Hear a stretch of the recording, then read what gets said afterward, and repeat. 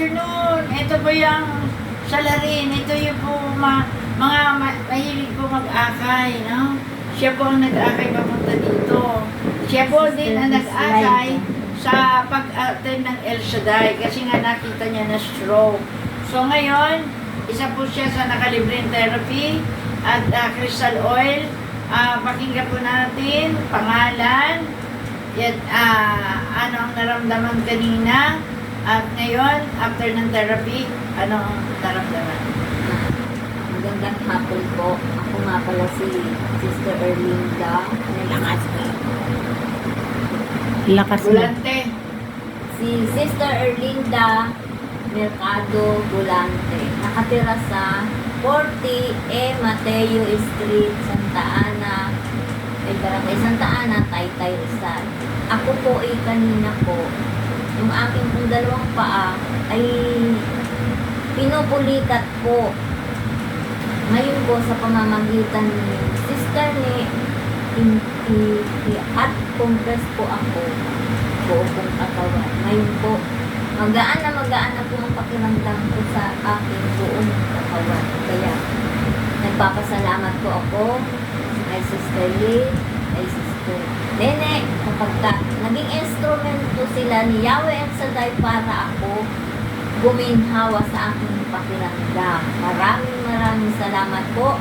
Libre therapy, libre ang crystal oil. Di po ba ang buti ni Yahweh El Shaddai? To God be the glory. Amen. Amen. O kanina, ang daming sa hot compress, ang daming pasma sa tubig, ano? Ang daming lumalabas, pati sigmura. Oo. Pero ngayon, ang pakiramdam, masarap. Masarap na masarap po. Talaga? To God be the glory. Praise the Lord, Praise no? the Lord. Amen. Kaya salamat sa Diyos. Salamat. Lord, thank you. At abangan ulit siguro after ng mga before siguro ng after ng birthday ko naman, oh. Sa lahat naman na ibig, ano, na indictment pa rin. O, sige. Pwede rin yung mga iba naman na para makaranas din, no? Kaya, pasasalamat ko kay Yahweh El Shaddai yun. Sa biyayang kalakasan, sa biyayang kagalingan, sa biyayang sa YT channel. Sa lahat naman nanonood, kindly subscribe my YT channel. Therapeutic Massage, get the care you deserve. Dito po inahayag ang goodness of God. Kung gaano kabuti ang Diyos sa mga wala ng pag-asa, sakit at karamdaman, ay gumagaling. Yung apat, kaalis lang yung apat na yun. Apat, panghuli niya nga sila. Yung apat, naku, Diyos ko, sila po ay may sakit sa sikmura. Kaya lang hindi natiis, uminom na naman ng buko. Grabe. Pero ngayon, ayos.